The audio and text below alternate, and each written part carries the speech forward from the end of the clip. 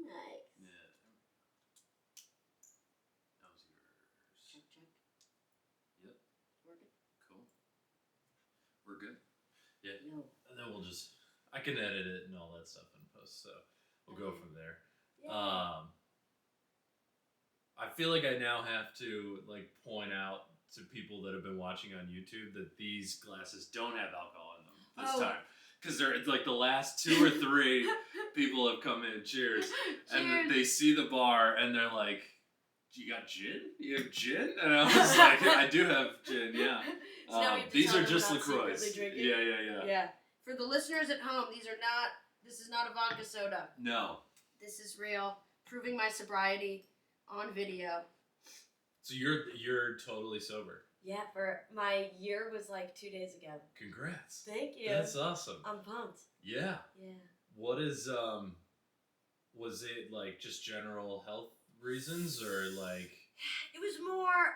We don't have to get into it if you don't. We just did. I'll tell you earlier. We just did the episode on addiction, so like, little follow up. I don't know, like. Yeah, a little sequel. A little. I feel like we should have done that topic with you instead, but anyway. No, it's okay. It was more of the blacking out. Oh yeah. Than the bodily issues. Okay. We don't. Obviously, you already did the whole episode, but it was just. I mean, trapdoor every other weekend. I would just wake up in the new day. You know what I mean? And it was just like getting very, very tiring. Yeah. And I had thought about moderating like for a few years before that, and I had tried to moderate, and that was me trying to moderate. It was like still blacking out to the nines. Yeah. So I was like, maybe can't handle it. No. So here we are. That's Yeah. So the last guest that we had on, Allie, her mom was an alcoholic, but she was more the like, bunch of drinks every day after work, but you could never tell. Like the super high functioning alcoholic. Yeah. And we didn't really talk about the binge drinking type as much just because like we didn't have experience with it, but I assume that's a completely different animal. It's so weird because you are very celebrated for it. Like, it's a very, like, I was the good time Charlie. Like, I was, like, a blast, right? So, like, no one is, like, everyone's like, you don't need to quit drinking. Like, you're our tone setter. Like, you're the best drinker of us. Like, you can't go. And so it was, like, a very weird feeling to be, like, very confident in, like, no, this needs to stop. And everyone else being like, no, but please don't go. Yeah. And you're like, I think that means I need to go. Like, I think that means I need to get sober if, you know. And now all my friends are like, you're so much better now. Okay, so they all had like that's good. That was gonna be my next question is like, what was their reaction? Because I do know there are a lot of people like when they quit drinking, they lose their friends because drinking's the only thing they had in common. Right, and I definitely like lost certain like elements with them in terms of like I lost those certain bar nights with them, and I lost those ways of connecting, and I'll never be the same like. I'll never be that same role in my friend group that I was at one point. Sure. But now I think that those relationships have grown in like, you know, they've become more adult. Well, that's good. Yeah. That's great. So it's good. I didn't know I had that in me. I had no idea. I can't imagine. I don't know. It's like Who knew? the only like I think true addiction that I have right now is caffeine, and that's even like that's a bad one. Caffeine's tough too because it's like it's so productive. There is no downside productive. Except for you. There's no social downside to it either. Right. Like no, just like besides my parents are like, really, you need an afternoon coffee? I was like, do you want to live my life? It's either coffee or cocaine. Right. But and they're like, all right, coffee then. Yeah. But and for the most part, nobody cares. Like it's always like, well, you don't want to be snacking. Right. You do. I don't know how much caffeine actually stops me from snacking. Interesting. Okay. But I also haven't, like, as an adult, well, okay, so there's I guess 2 parts of this. In college, I used to drink a lot of coffee in the afternoons, but it was those, like, canned Starbucks, like, coffee latte drink things, which are so many calories and so sugary, and like each one is drinking like a milkshake, right? But you're still getting like 120 milligrams of caffeine, and so like that was for sure filling me up. Yeah. Like I didn't want to snack after that. That's actually the perfect little thing to keep your body going. Like a little bit of glucose wrapped in caffeine. Oh yeah. And you're good for till the end of time. It's brilliant. Yeah. Aside from gaining like 50 pounds my freshman year of college. Wait, did you gain 50 pounds? Oh yeah. Yeah. It was there were a few things. First, we had like a big group, so the only place that we could really hang out and actually like spread out in the dorms was in the cafeteria. So we used to just like hang out there for like 3. We'd go down at like 4 because like we could all sit at a table as opposed to just like having to sit on the floor and the dorm rooms and all this other stuff. So we just like snack. Sleep was awful. I was getting like 4 hours of sleep a night because it was like, why shouldn't I like stay up and keep partying on a Tuesday? I'll sleep when I'm dead. Yeah, exactly. We didn't do any weekday drinking, thank God. It was like all where'd you go to weekend. School? Michigan Tech. Okay, I went to UMich. Oh, nice. Yeah, I didn't know that. Yeah. Okay. Yeah. So yeah, we were way up there in the cold and the snow, but it's also a bunch of nerds. Like my friends were like, we can't drink on a weekday. I got class tomorrow. And I was like, it's probably the best thing for me. But they did we drank a lot of soda because we were trying to stay up all the time and like bad sleep and all this. And so like I've had pretty wild fluctuations with my weight. This is fascinating. Because I would have never guessed you to be someone, just because you come across to me as someone with high self-control. I would have never, I couldn't picture a season of your life where you were like Soda King. I'm a duck. Like, calm on top, crazy under the surface. Yeah. No, like food, soda, I don't drink soda anymore. Okay. But yeah, I never it probably took honestly until like last year to like fully get control over food. I think it's the hardest thing. Well, it's so hard. It's like an addiction. Yeah. It's like any addiction except you can't quit it cold turkey. No. So it's way fucking worse. Yeah. And like people who struggle with overeating, I always overeating was my most torturous time of my life. Is when I couldn't like stop binge eating because it just is all consuming all day long. Like at least with drinking. You can, like, with the boundaries I had built, it was like, I'll start drinking at, 5 or 6 p.m. Like, it wouldn't get in the way of life. But as soon as I'm waking up, I'm like, all right, what am I having for breakfast? If I don't stop, I'm going to kill myself. Like, it's, Okay, but were you, like, an overeater? Yes. Yeah. My relationship with, I've never been a huge snacker, which is good. Yeah, that's really good.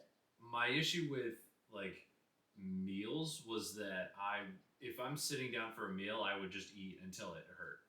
Like it's an old Louis joke. Like you're done when it hurts. I was like, so when you do that every day for every meal, especially in the like growing up, it was like all right, a huge dinner, and I wasn't like super big as a kid. And then in high school, I was in pretty good shape because it's kind of hard to not burn calories as a 16-year-old boy, but in college it was just like, all right, well, for breakfast I'm gonna have like a waffle and like 4 other things, and then lunch I'll have like a big lunch because it's there and it's already free, and then for dinner we're gonna hang out there for like 3 hours, so just like keep eating the whole time, and it was just like something to do, I guess. And I don't think like growing up we would have like meals, we could have what was there for dinner, but like the buffet style just fucking kills me. The dining hall kills I think people in freshman year because not only is it like you said, the center of like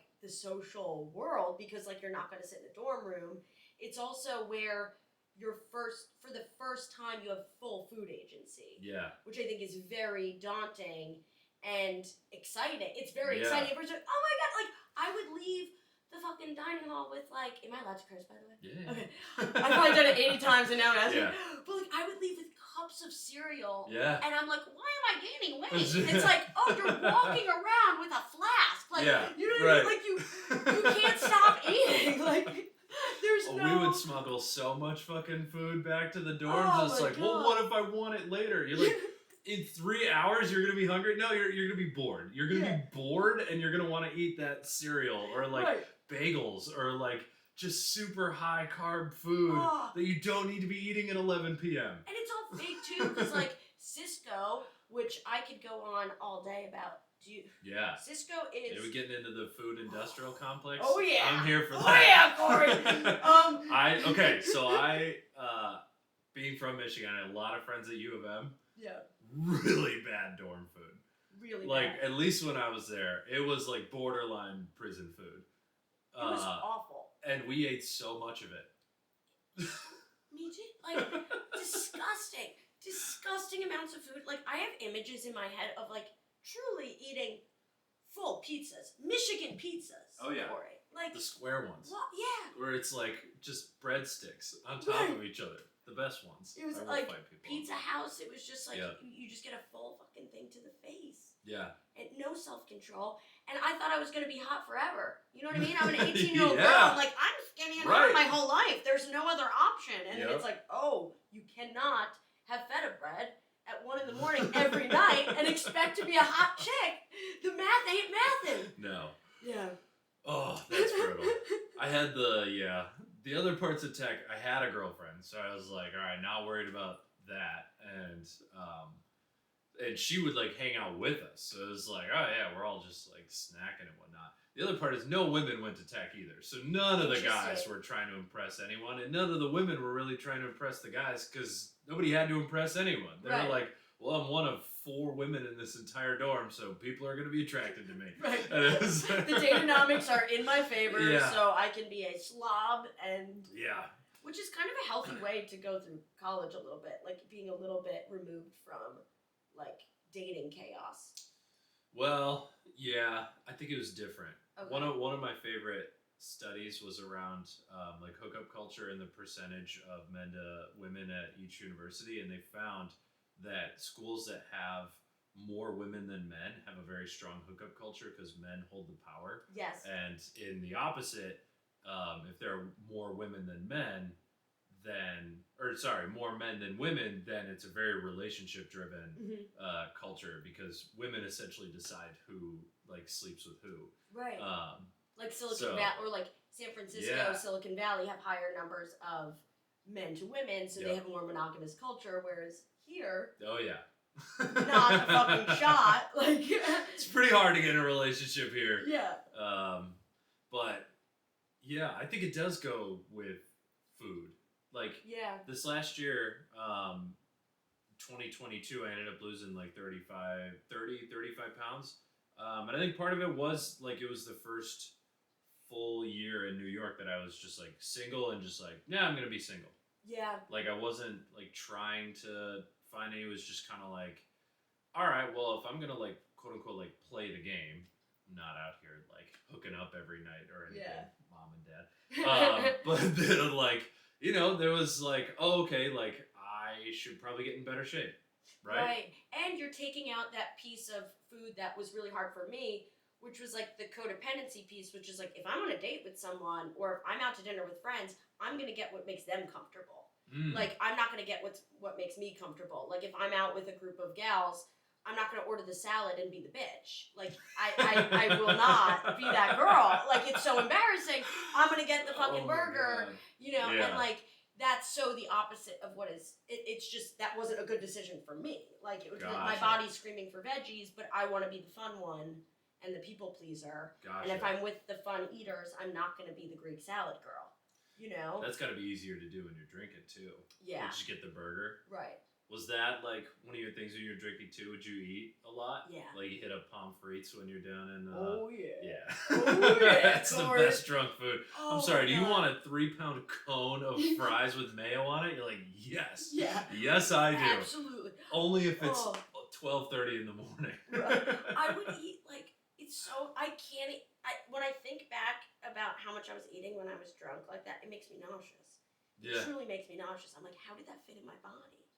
Yeah. So weird. Yeah. But then, like, when I moved to DC after college, I was drinking more casually, which was weird. Like, the binge drinking was less, but then that casual happy hour crept in. And that's when the food was more insidious. Like, I'd be sitting at a happy hour with a group of people, and I'm just gonna eat the appetizers, and like I'm just gonna keep, just being out and about and just being mindlessly even more like out of control of food, rather than in college where it was like I'm just gonna be like raw a pig and eating like junk food. I was doing less of that and more of just like very heavy like restaurant food out and about and not really controlling that. Yeah. That is my like biggest weakness with eating is when things don't come as a meal, where it's like it's not about like putting a bunch of stuff on the plate, because if I do that, then I can like finish the plate and be like, all right, cool, I'm done. Yeah. But like when it's just like a bunch of different appetizers, you're taking a little bit from each one. That's where I'll continuously eat for like hours. Like it'll just keep going because it's always there, and you never get that full. You never get that full, and I never feel like there's a point. Like visually, I don't see the point where I'm supposed to stop. Right. Right. Like I can have a huge breakfast every morning, toast, eggs, banana, like all that other stuff. But once it's gone, it's gone. I'm not making myself any more food. Right. That doesn't happen. It's like a black and white thinking that in a good way that's attached to a meal versus like snacking. And when I had because in college I struggled with like I would describe almost just a classic bulimic, and so I had gotten a therapist in college. And she was awesome. She like changed everything for me. But one of the things that she helped me with was like, if you're going to be eating, like, okay, if you have a piece of pizza, let's cut that in half so you can slow yourself down. Yeah. And doing those little things, those little tactics that you do not learn as a kid because the culture of our parents was, their parents were depression kids. Yeah. So they were taught eat all the food on your plate. Yeah, right. So then they Growing taught up, us it's like kids in Africa, you gotta finish it. Right. That was one thing I realized when I moved here. Rich people don't finish their food. Right. And I didn't even put it together until I was here for years. And I was like, oh, that's how they stay skinny. They don't finish their plate. Right. That never would have occurred to me as a kid. No. And they're encouraged to not. Whereas, like, I don't know, people who may have been raised with blue-collar values or blue-collar in general would have been like, no, don't be a little ungrateful bitch. Yeah, you're and then gonna also go get clean. seconds because I made that much food. Right. And so then it fucks up your head as an adult because you still have this idea of like, I'm ungrateful or I'm not taking the full value of this meal if I'm not completely annihilating it. Yeah. And then here you are heavier than you want to be, and that's against your values. Right. So, yeah. And well, Midwestern values, it's not against anything to be a little heavy. that's a very coastal attitude to be against being heavy. Michigan. Yeah, right. Pure Michigan. pure Michigan. The other kind of relationship, and I do want to get back into the eating disorder, because I want to know like the timeline of like how that progressed over college, but I'm curious how like you think about hunger, because that was the other piece I think growing up is that I didn't feel like until very recently like being hungry is okay. Like in my mind, like hunger was like a problem that needed to be solved immediately, and I think that's like, and we're gonna get into weight loss a little bit later and like exercise versus calories, but like that was kind of the thing that helped me lose weight was like, oh no, I can be hungry for a couple hours. Yes. And it's not the end of the fucking world over here. In fact, it's healthy to feel that hunger so that you can retrain your brain to like actually be an intuitive eater. Yeah. And to actually be in touch with like, because I almost at a certain point was disconnected from what hunger even felt like.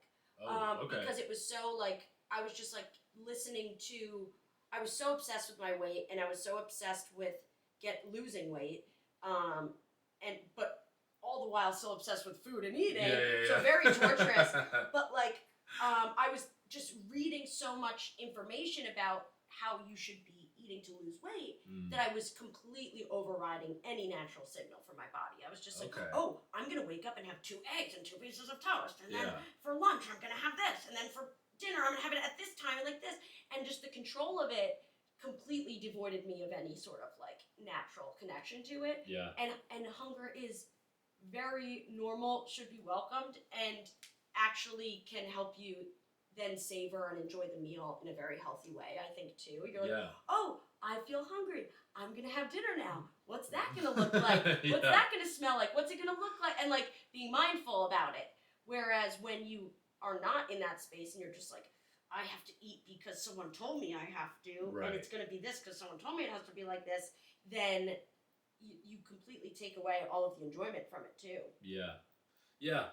And I think to that point, like noticing the different levels of hunger. Mm-hmm. Like your body can tell you like, all right, we're out of food.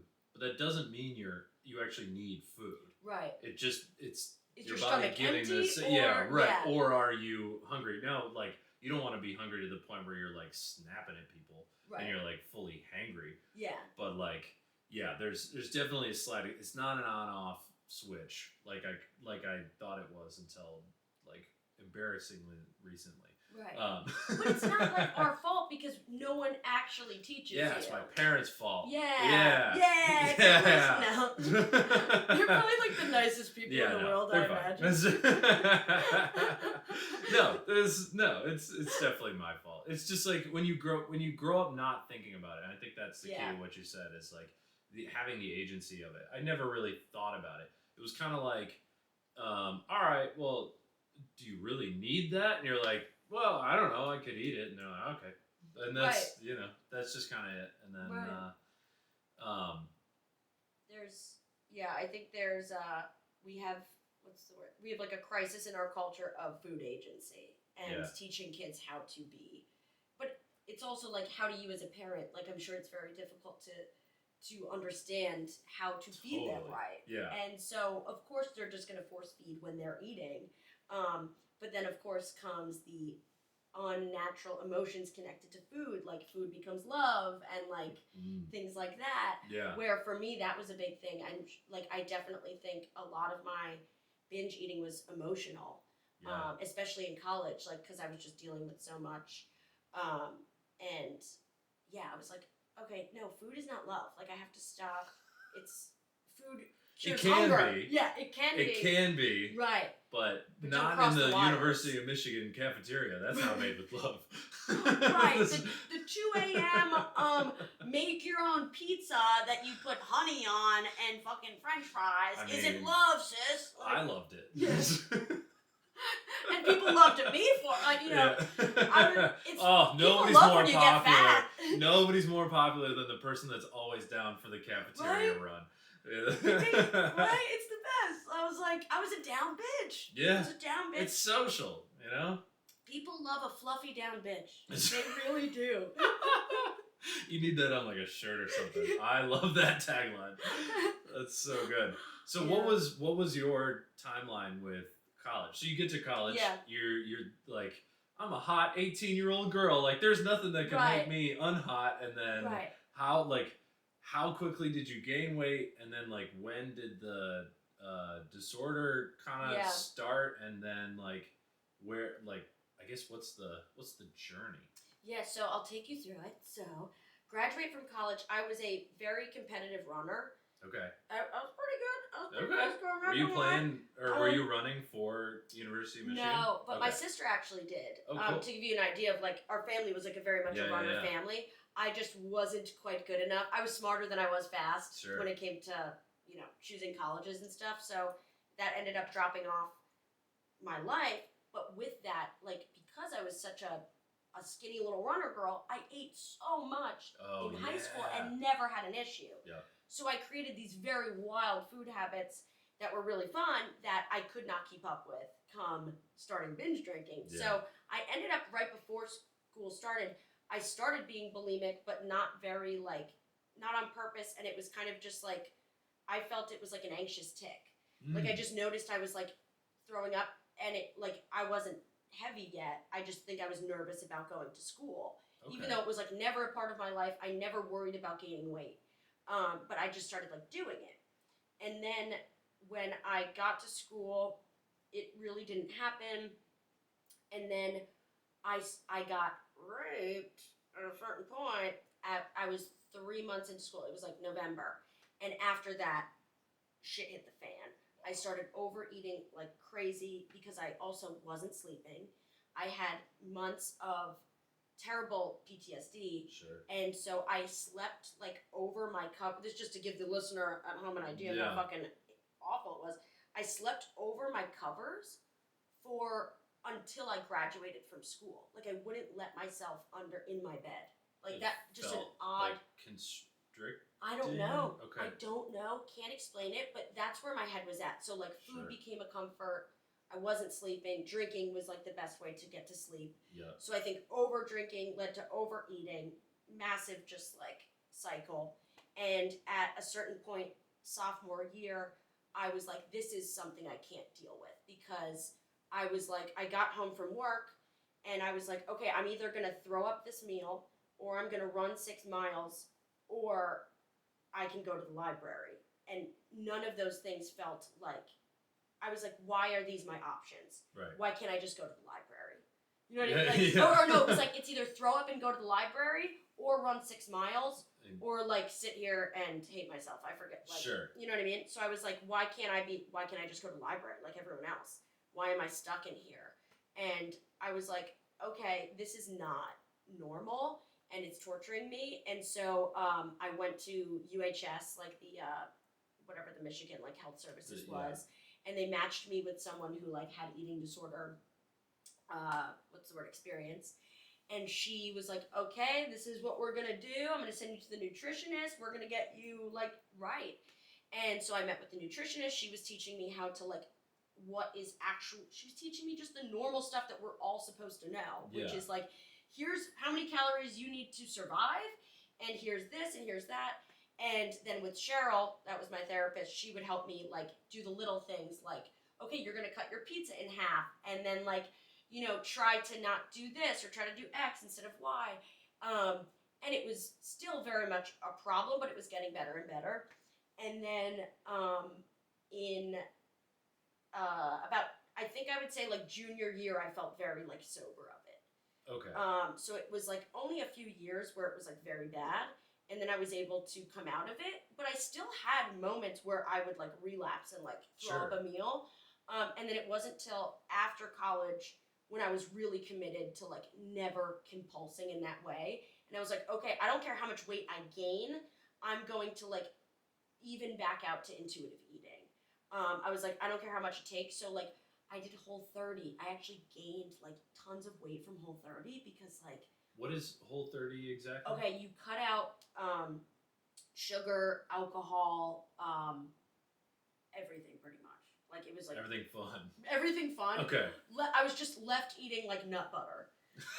For like, so of course I was gaining weight. I was eating like 3 jars of nut butter. I'm like, oh, I'm gonna get skinny after Whole30. Right, no, you're not. You're eating fucking nut butter. It's fat. Yeah. It's just tons of fat and protein. But it helped me understand my body. Oh, dairy, no dairy, things like that.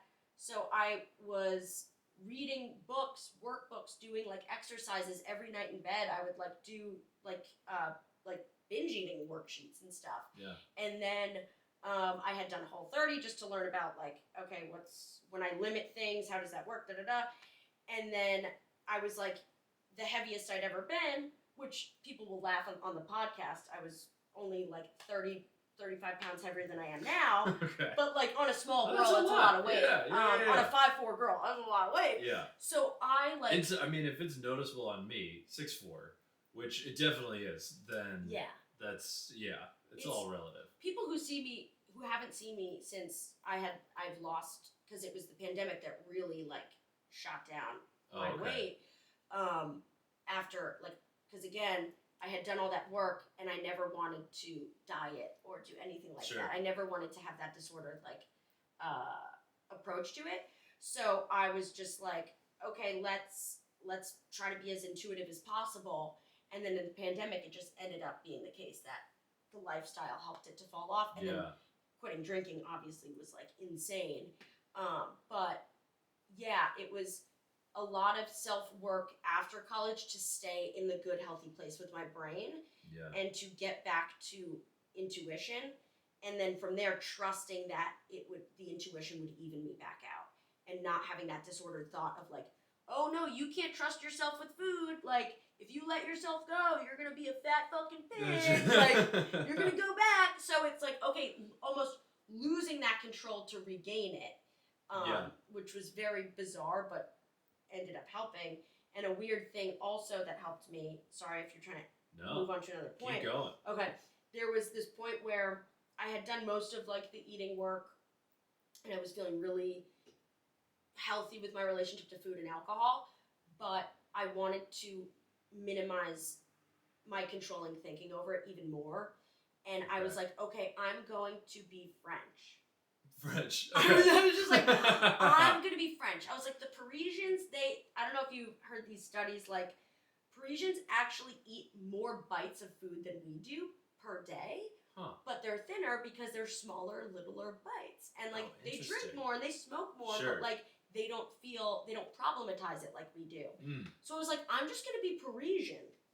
I was like, this is going to be my diet. I'm just going to be Parisian. And it's funny because it, like, actually worked. Like, I just kind of method acted into being a more intuitive person, and it, like, kind of worked. Like, I was just like, oh, okay, like, a Parisian would have escargot and maybe a glass of wine. Right. And so, like, it actually helped me even back out those, like, very American binge eating tendencies and come back to baseline. Obviously, the drinking, that was short-lived because that only worked for, like, wine at 4 p.m. Right. And then when 11 rolled around, I wasn't Parisian anymore. I was a 23-year-old living in D.C. Right. So I went through, like, I think various different phases of severity with the therapy and all the college work being the most heavy. And then in adulthood, doing self-work and learning and improvement over it. Yeah. Yeah. So, I guess one, I don't know, like, how much you attribute this to, so if it's not at all, then, like, tell me, but it sounds like, I mean, the underlying mental issues of university and, like, the PTSD and that sort of stuff definitely played a part, but I'm curious what you think, or, like, how routine plays into it. Because it kind of seems like in high school you had this routine where you were exercising a ton, so you could eat whatever you wanted, still be skinny. You go to college, you're not running as much anymore, at least competitively. Yeah. And so, like, your routine flipped, but your eating didn't. And then when you graduate college, your routine flips again. Yeah. But then, like, okay, I have to now be Parisian. Like, I have to, like, you're starting these routines, and that's, so from, like, my experience, even after losing all that weight last year, the times that I will go crazy with food is when I'm not in New York. If I'm in New York, I'm very good about not snacking, about not overeating, all this other stuff. But if I leave, if I go back home or I go to a friend's house in, like, Denver or something like that, then it's like, oh, okay, well, yeah, we got pizza for everyone. There's so much extra pizza. Like, I'm on vacation, I'll have, like, a bunch of pizza. And at the end of the week, I'd, like, come back here, I look at the scale, I'm like, that's going to be, like, 9 pounds heavier. Like, oh, fuck me. And then I, like, have to, like, get back into it in, like, the New York routine. And luckily, I have a good routine, so it's, like, it kind of slowly goes back down. But, like, this last year, I was like, all right, I'm home for December, I'm in Puerto Rico for January, I'm in Denver for February. And it just kind of, it, like, added on top of each other by the end of, like, when I got back from that last trip, I was like, oh, man, I need to figure out a routine for when I'm not in a routine. Yeah. Does that make sense? Yeah. So I don't know how much that, like... Oh, 1,000% plays in. And that actually was my biggest stress when I was trying to, like, heal from it. It was, like, my routine kept getting fucked up. And, like, I felt like I found that certain piece of control. Like, I found my perfect routine to, like, make it work. And then when I would have to go home, I would freak out. Yeah. Like, it was all of those coping mechanisms, because I think routine is just a way to find those coping mechanisms to make it, like, all healthy and do you know what I mean? Like, it's like, okay, I can routine helps me to create a certain thinking around one thing, and when you remove that, oh my god, like chaos. And you either see, like, I don't know, it's either good, that lack of control, or it's either bad. But routine plays everything into it. And then I think not only is it that vacation or things like that can put you off, but it's also, like, that's when you realize that the routine can't be the only pin holding you to that lifestyle. It's like, okay, gotta find it within me to find a spiritual piece of this in me, not just this external or like intrinsic versus extrinsic. And being like, okay, how do I find that balance in myself every time I'm at a counter, rather than just in this space and time where I have control over it. Yeah. And that's like a very weird place to get to. And I don't even know if I have gotten there. You know what I mean? Like there's still things that I'm like, oh, like I feel, oh, I don't know if I trust myself, like, you know, this or there. But I think routine is everything. And I think the best gift you can give to your friend who is trying to lose weight or is trying to be healthy or trying to gain weight even. Like if it's some, because people do struggle with that. The best thing you can do is slip into their routine. And for the time being while they figure it out and just be like, oh, should we make dinner at yours? Yeah. Or can we do salmon at my place instead of like the rote dinner and drink somewhere else? Yeah. And then after a certain number of months of getting that control and feeling like you can trust yourself, then you can take that outside the home and like try that at the restaurant and like try to keep those sense of, but like I think you need a period of like heavy routine, like probably like you had last year. Yeah. When you actually lost the weight, and like, and then you can like bring it outside. Yeah. But I think there is a piece that does need strict routine to like relearn. To your point, like I'm much better on vacation than I used to be. And I do think part of it is like, if it's a short vacation, if I'm going home for the weekend and it's like, just like a birthday party for my grandpa, it's like, fuck it, I'm not going to worry about it. Like, I don't want to listen to my body. I like want to have fun. But it's, even like these most recent ones, by the end of it, I was like, you know what? I don't need to, like, I'm traveling too much for this non-routine to be the routine, you know? Yeah. I want to get your take on a theory that I've had around like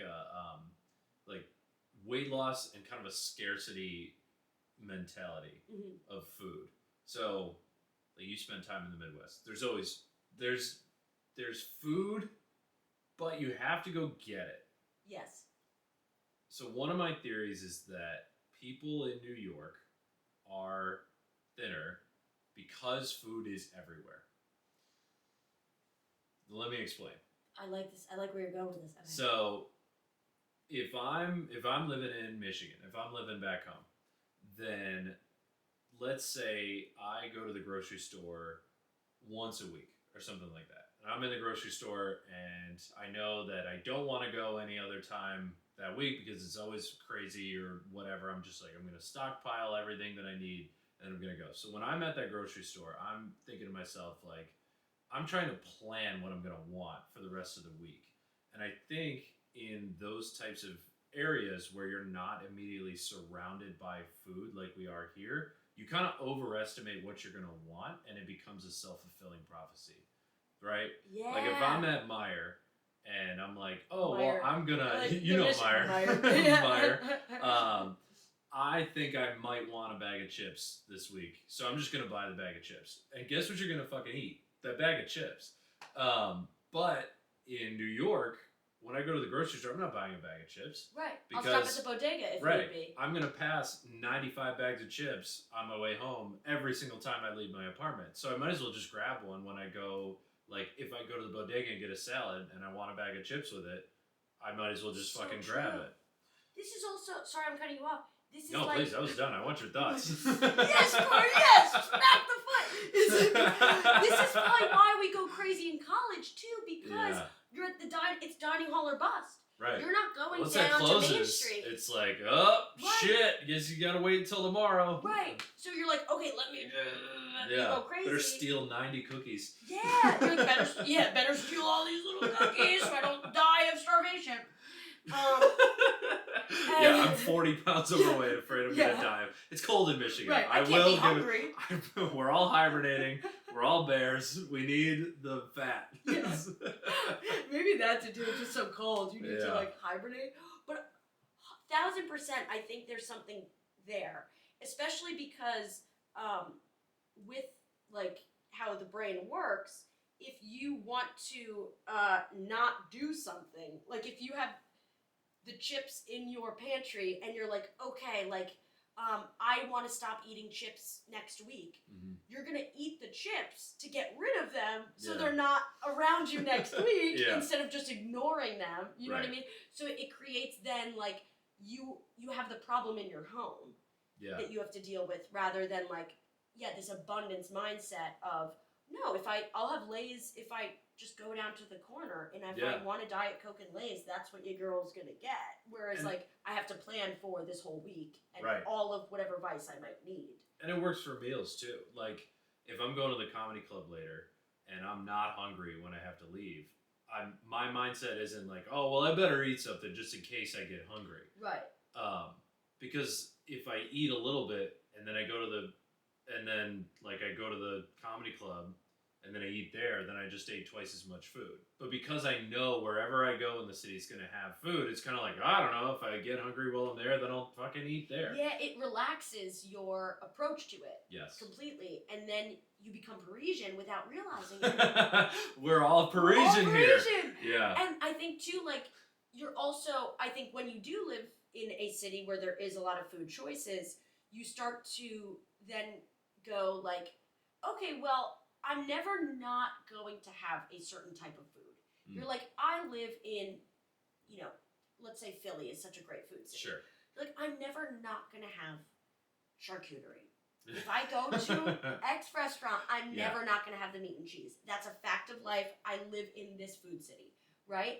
So you're like, you're just going to even out that behavior and you're going to make it work for you. Yeah. So it's like, whereas if you are in, I think, a place where that is not a part of the equation, you're just going to be like, when I see charcuterie, I'm going to go fucking ham. Yes. Pardon the pun. Because you don't know. There's ham on your charcuterie board? That's a little... in Michigan. It's a little low class. In Michigan. Yeah, that's true. We have a ham. With honey smoked and the Oscar Mayer ham. Yeah. We got some ham. Little American single slice. We got some honey, some Kraft. Yeah. We got a pickle that we cut. Special Velveeta. I fucking hate Velveeta. A piece of Jets pizza cut up into little pieces. Don't you fuck with Jets. Jets is the best Jets pizza. Is fire. It's the best pizza. Jets is fire. I'll fight anyone who disagrees. I actually will not shit on Detroit pizza. It's fucking... It's great. It's mostly bread. Yeah. That's why it's good. Right, that's true. It's a Sicilian, it's deep dish. Yeah, it is. So the other thing I didn't hear you talk about in your journey, and I'm not saying it's a bad thing, is what you were eating. Like, it seems like you kind of focused on, like, how much and when, but, like, have you kind of, like, in your journey, have you felt like you needed to restrict your diet in some, obviously the 30, what's it called? 30. The Whole 30. I want to say 30 for 30, and that's a documentary. Yeah. Which the whole fantastic. The Whole 30. Like, did it work for you to restrict your diet? It did. It actually helped. It helped and hurt in many different ways. I think it helped. It hurt in the fact that I gained weight, and that wasn't the goal. But it helped in the fact that it actually changed my relationship to sugar. Okay. Big time, because I did have a huge giant sweet tooth. Yep. And then when Same. I did, so just such a big sweet tooth. And when I did Whole 30, because you completely cut sugar cold turkey. Yeah. My tolerance to sugar dropped dramatically, and it has never gotten back up to where it was.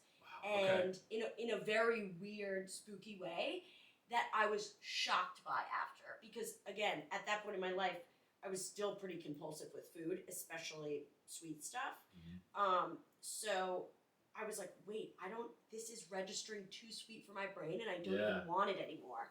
So, the certain chocolates that I, loved were, not the thing anymore. Oh, interesting. So it helped me with that. And I also would find trigger foods that I could not binge eat, and then I would cut them off the list. So, and that was obviously when I was with my therapist, because I was in that self-awareness phase of it, I was like, oh, I cannot help myself but to vomit after I have tortilla chips. I cannot stop eating them. And I would be drunk, I'd have a bag of chips, and I would not be able to stop. And I was like, okay, your girl can't even touch tortilla chips. Right. This is a drug. This is going to have to be black and white. So tortilla chips gone. couldn't fucking handle Thai food for like oh wow years, and then I got back to baseline with it. Like I would have, because most people, like I would watch my friends in jealousy, envy, because they would stop halfway through and just eat to where they were full, and I was like, how are you doing that magic trick? Like, you skinny fucking bitches. I was like, fuck you and your family. Like, how do you do that? And so you might never get Thai food again. You have to finish this. You're in Michigan. You'll never have. Yeah, right. You need to finish this Thai. When are you gonna get it again? So I would I could not eat it, and I would feel disgustingly full, and I would have to throw it up because my brain was like, you can't. Oh, God forbid you gain 2 pounds. Yeah, you're gonna die. So I would throw up Thai food. So it was a lot of guess and check, I guess, where it was certain things would trigger me more than others, and I had to get rid of them for a certain period of time, and then I've been able to reintroduce them since having my trust with food back. Sure. But I would say I only started touching tortilla chips in a healthy way with no worries in the past 2 years. Oh wow, okay. 2-3 years. I got so they became fear foods at a certain point. Fear food. Yeah, because I was like, oh my God, can't trust Kitty around fucking Mexican. You know what I mean? Can't go out for fucking Mexican. Or Thai. I'm fucking scared. But it's like being with a vegetarian, but way worse. Yeah. It's whole types of food around. Oh yeah, oh my God. And then I think that's also where I leaned into drinking too, because if I was at, let's say because when I was living in DC, brunch culture was such a big part of it. Oh yeah. There's no control at the fucking brunch table. Yeah. Oh my God. No, brunch is for eating everything. Right. Brunch is for no rule. No parents, no rules at brunch. So I was I would just lean on the alcohol. It's okay, if I'm not gonna go crazy with the food, I'm gonna let myself do the other thing.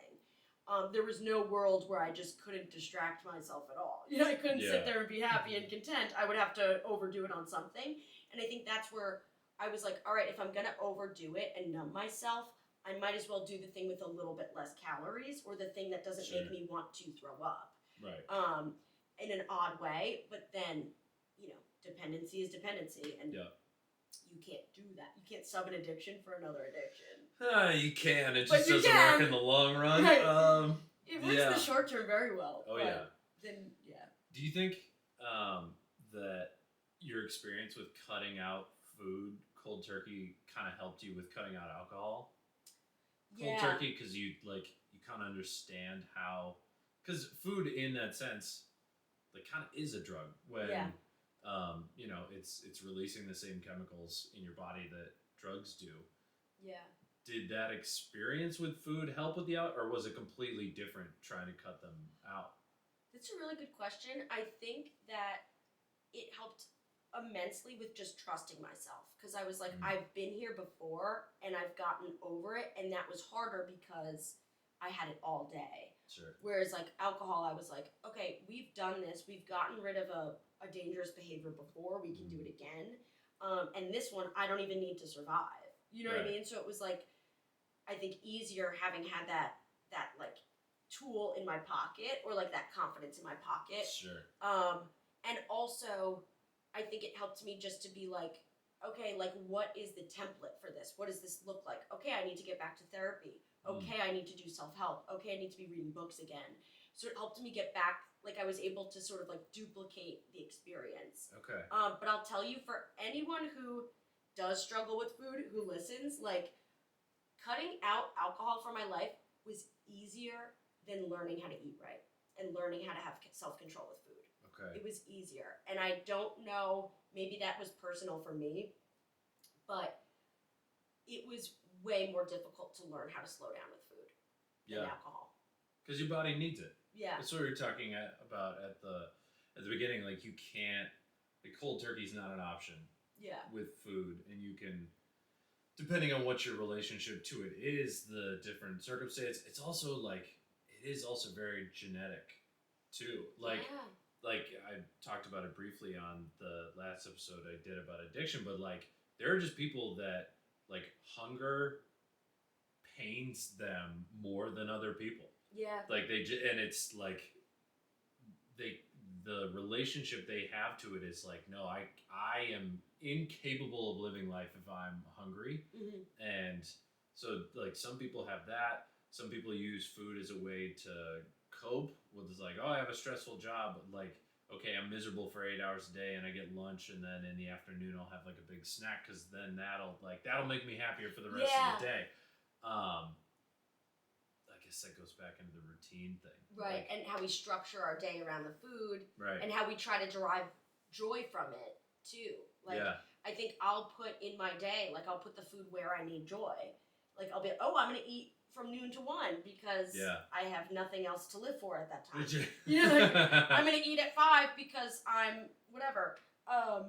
But it doesn't, I think that's also where we get to a dependency with it too, because it's like, okay, well, if I'm deriving joy at this one time of the day, every time of the day, like, then that's going to all of a sudden become a very important piece of my life. Yeah. And nothing else will matter. So it's like, it's good to mix up the routine a little bit. Like, I pretty much eat at the same time every day, but like every once in a while a meeting will get scheduled over it, and I'm like, it's probably good for me in the long run to like eat a little earlier or a little later and not like freak out about it. Because like for a little while when I had that solid routine, if something got booked over it, I'd be like, oh, what am I gonna do? Like, that's my fucking lunchtime. And like, you have to like zoom out and be like, it's an hour. Right. You'll be fine. I'll live. It's probably only gonna be 45 minutes, honestly. Like, I eat at 12:29 every hour. Like, if I don't, I'll die. I will die. Right. Or I'll like say something horrible and get fired from my job, and you just like spiral. You're like, I gotta eat something beforehand. I want to know if you have heard of, I don't know the official name for it. I call it kind of the like ancestral theory to food. And it essentially says like you should eat roughly what your ancestors would have eaten when you're picking your food. So for instance, I'm very Northern European. Yeah. My ancestors probably like never ate a fruit. They never had sugar. Sugar was not part of their diet. Maybe like apples, like stone fruits, and like berries that can survive in like England and Norway and Sweden. But like for the most part, it was a lot of bread and meat.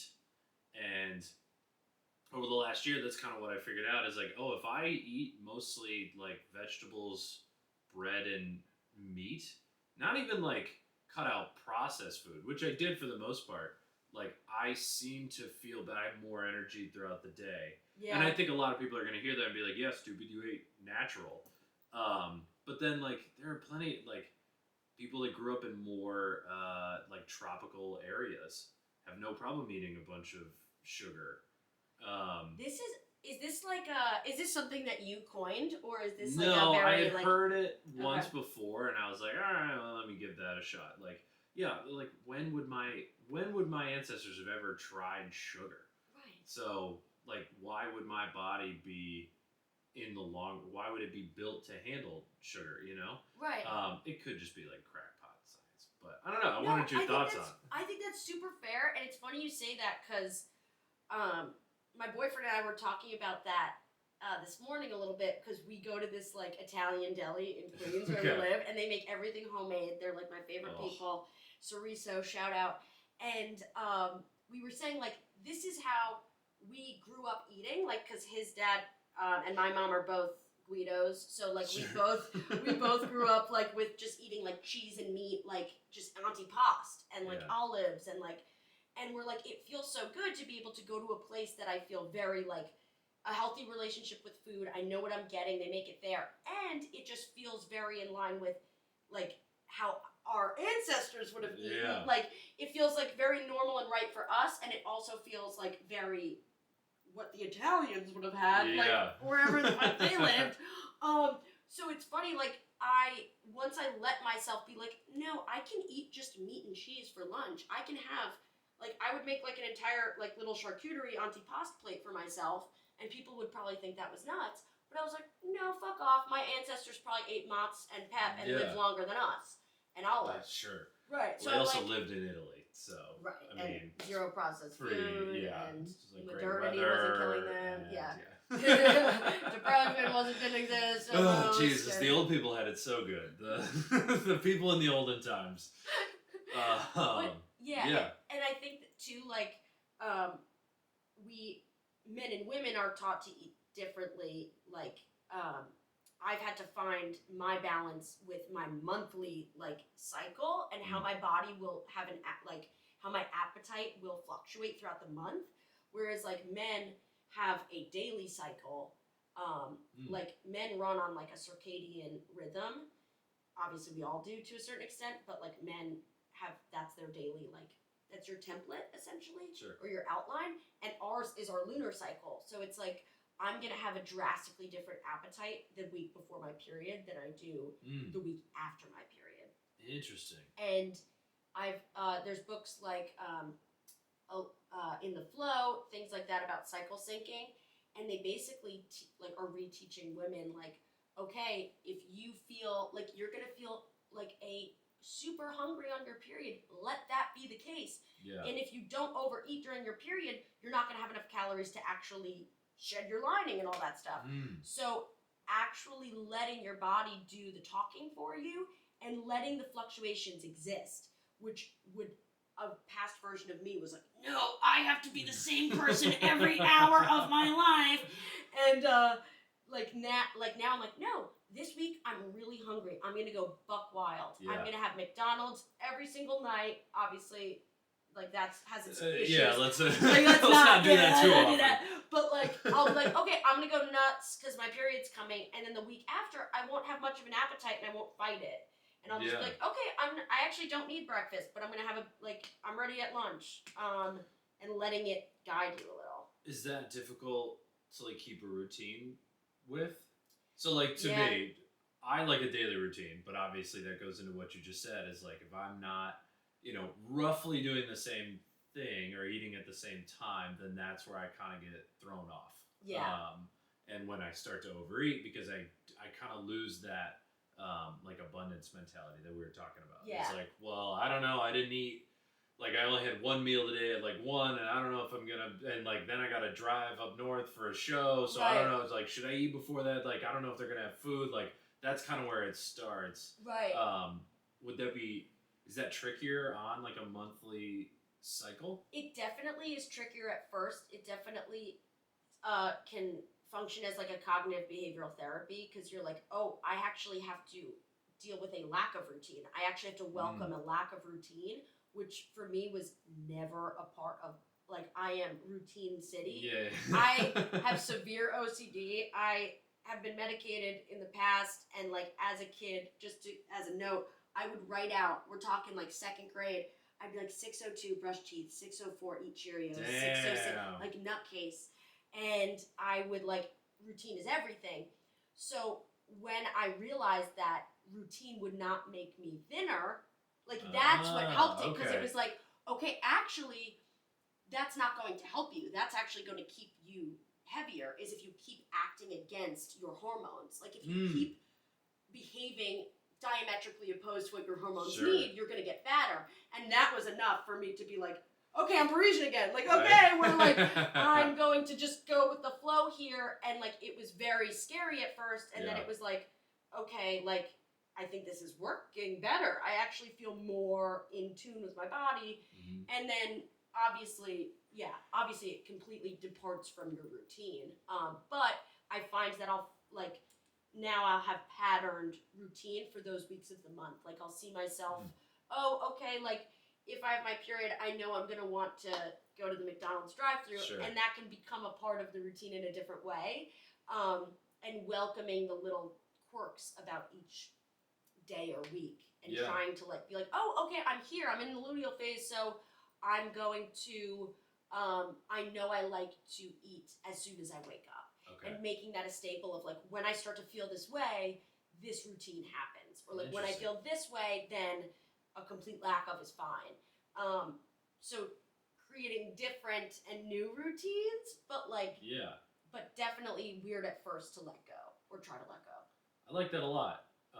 Obviously, it's super hard to listen to your body, But so hard. Like even when you zoom out based on the seasons, like in like tropical places, it doesn't make as much of a difference because it's the same temperature all the time. But like if you're anywhere in the north, you know, like oh yeah, it starts getting cold, and suddenly you want more food. You want like fattier food. You're like your body is like physically hungry more. And I've always said like as a joke, kind of not a joke, but like it's kind of easier to lose weight in the winter because your body's trying to stay warm. You're burning more energy. You're way hungrier. So it's like more miserable to lose weight in the winter, but it could just like fall off if you're like actually do it. So I don't recommend people like being miserable while they're trying to lose weight because it's not really sustainable. Right. But yeah, but it works. It does. It does work. But it's more like I guess this winter. Because I like hit my goal back in like October, and it doesn't really get too cold in New York until November, December. And I was like way hungrier than I was used to in December, January time period. And I was like, oh yeah, of course, it's okay if I eat a little bit more because it's about to get really cold. Like this is a normal, this is a normal cycle for all, not even just humans, but like all animals. All animals eat more in the winter. And then as soon as it starts getting warmer, my body's just not as hungry, and it comes off. And it's supposed to do that. Right. And trusting yourself that will even itself out. Yeah. Because I think you can get in that thing of like, oh my God, like you're in December and you're like, I'm a piece of shit. I can't fucking stop. And then you're like, you get worried, but you just have to remind yourself, no, this happens every year. I eat a little more, and then it comes back off, and by September, I'm a skinny legend. And then it comes back, and then boom and boom. And I think the study said, I don't know if they're still the same, apparently you're the thinnest you will ever be all year in September.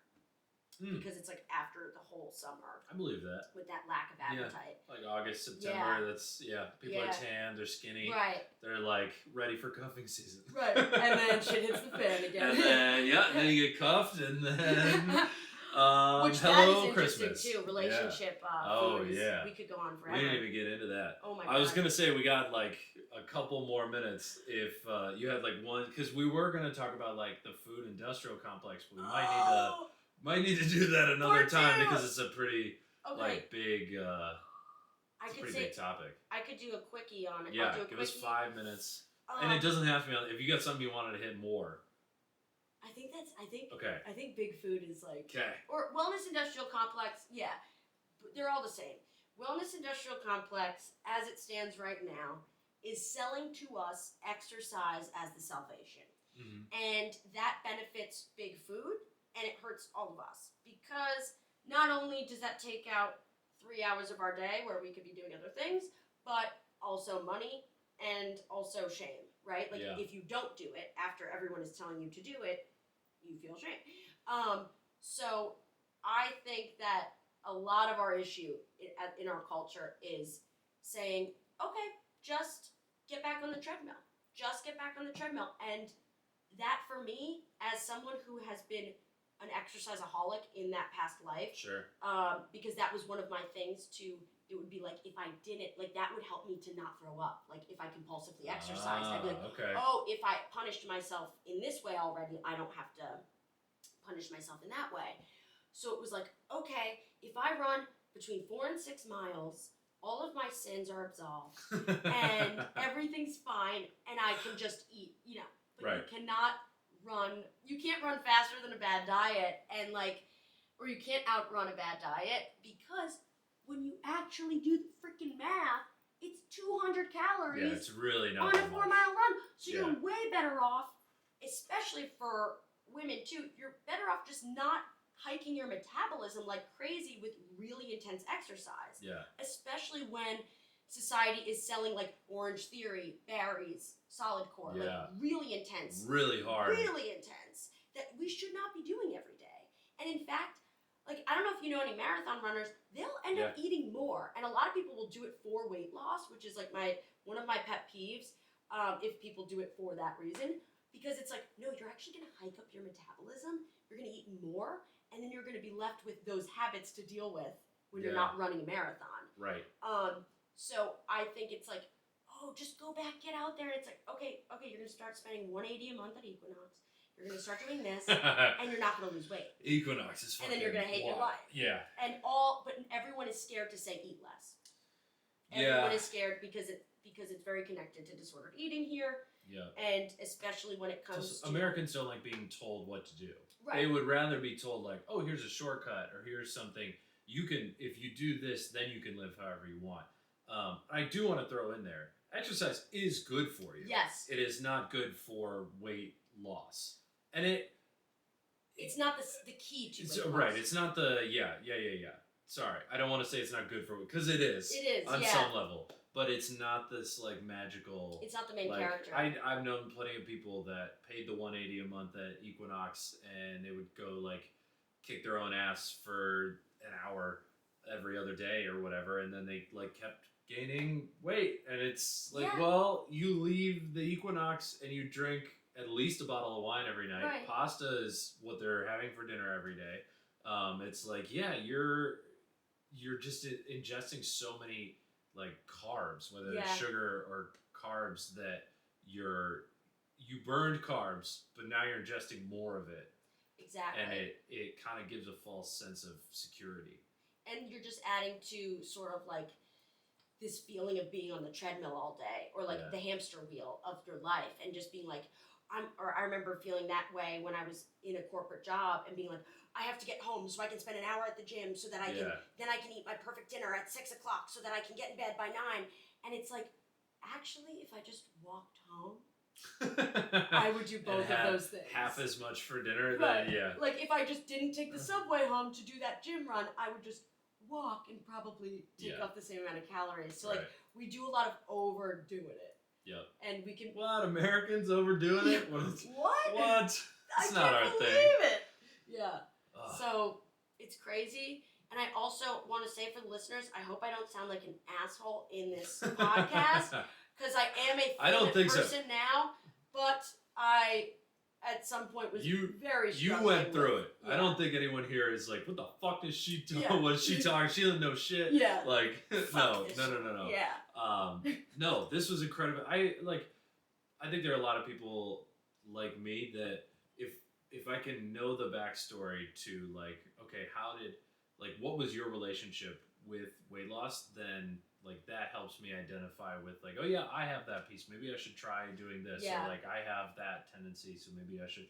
Because one thing that like we should hammer home too is like everyone is totally different in terms of like how much you can eat, what you can eat, like all of these other factors. And so I think like to wrap it all up in a bow, like what you said about listening to your body is really the key there. Like with exercise and food, like you should exercise if it makes your body feel better. But if it's not going to make your body feel better, then don't fucking do it. Yeah. Like listen to it. Listen to it with food. Yeah. Right. Yeah. Don't try to please anyone else, and don't try to just follow some script. Yeah. Like do exactly what you need and tune out all the other noise.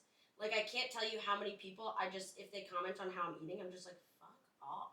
Like I did years of work to eat. Do people still do that? Oh yeah. Really? People will like. I had someone who like close to me was like, you should be like 5,000 pounds with the way you eat, and I was like, you don't even understand how much food therapy I've done to eat these Chips Ahoy. Yeah, so, right. Respectfully, fuck off. I'm fine. Respectfully. Right. Respectfully, fuck you. I'm eating my Chips Ahoy. So yeah, just it has to be solo, and don't let anyone else tell you anything. Really, even us. Like we're do what you need to do all the time. Right. I think this was great. I at least was just trying to like provide tools. Like this is what works for me. It's not necessarily going to work for everyone. And I think we're on the same page there. I think that's what you're doing as well. Absolutely. Yeah. Cool. Where can people find you? People can find me on Instagram at Kit Reynolds, and TikTok I'm at Reformed Hot Girl. Okay. And I can't believe that wasn't taken. You must have had that for a while. I actually got banned and then had to get a new one. So what did you do to get banned? I snorted Parmesan cheese and it looked like cocaine. Yeah, TikTok doesn't like fake drugs or real drugs. You can't fake the drugs. Yeah. No. And is there anything else? I think that's it. Okay. You got shows coming up? I have a show Just follow me and you'll see. All right. I got shows around the city. I got tons of stuff. Come hang. Great. Yeah. Cool. Follow me at Corey T Comedy on all social media. And if you're in New York, come see a comedy show every week at Ferns in the East Village. Kitty's done it. So that was a really fun show. That was awesome. That was a really good one. And then, yeah, if you do come for the show from the podcast, shoot me a message on Instagram before if you have requests for guests to be on the show. I will get them on the show. So hopefully someone listens to this and says, like, I'm going to be in New York. I want to see Kitty.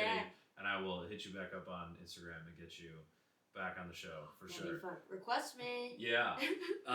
Yeah. Remember to subscribe to the pod, like, share, all that good stuff. We'll do this again sometime soon. Woohoo! Food. Bingo.